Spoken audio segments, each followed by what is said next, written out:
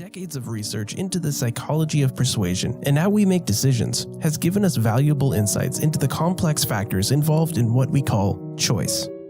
While we don't know everything about how or why we make certain decisions, we do know that our choices are not 100% autonomous, but rather are highly influenced by outside forces. As for how this could play out if assisted suicide becomes legal and acceptable in Canada, take the case of Catherine Judson, a resident of Oregon, where assisted suicide has been legal for over 15 years. Her husband had an incurable condition and was visiting a physician for an exam.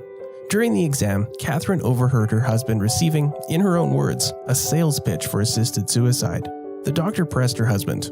"Think of what it will spare your wife. We need to think of her," he argued. Subtle influences, and in this case, not so subtle influences, can have a real impact on what choices we make, especially when they come from trusted authorities like physicians. In this case, his wife overheard, immediately removed her husband from the situation, and the two of them enjoyed 5 more years together. Had Catherine been absent from this situation, it is quite possible the physician would have succeeded in persuading this man to end his life. Catherine's example is not extraordinary. As our population ages, we have become very well acquainted with the phenomenon of elder abuse. We now know that elderly individuals are uniquely susceptible to outside pressures and are routinely taken advantage of by caregivers and loved ones. When suicide becomes a socially acceptable way to end one's life, how will we protect seniors, especially those who already feel like they are a burden, from feeling obligated to die and being pressured into an untimely assisted death? And it's not only our dependent seniors who will find themselves in a much more vulnerable position. Take the example of Belgian man Tom Mortier. In 2012, he received a message at work informing him that his 64-year-old mother had been granted a medically assisted death the previous day. Tom was horrified and confused.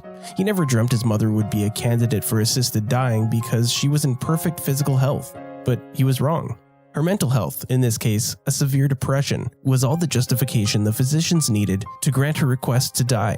Instead of treating his depressed, suicidal mother, the physician helped her end her life, and what he did was no different than pushing a suicidal jumper off a bridge. Technically, it was her choice, but sometimes not having a choice can actually protect us from ourselves.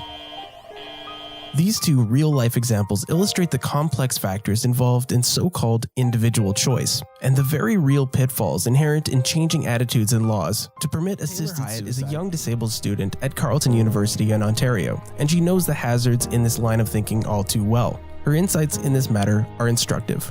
Rather than focusing on dying with dignity, she says, society should make sure that equal opportunities to thrive and live with dignity are the first option presented. When death is presented as a viable alternative to living, those with disabilities will invariably be more vulnerable to that option.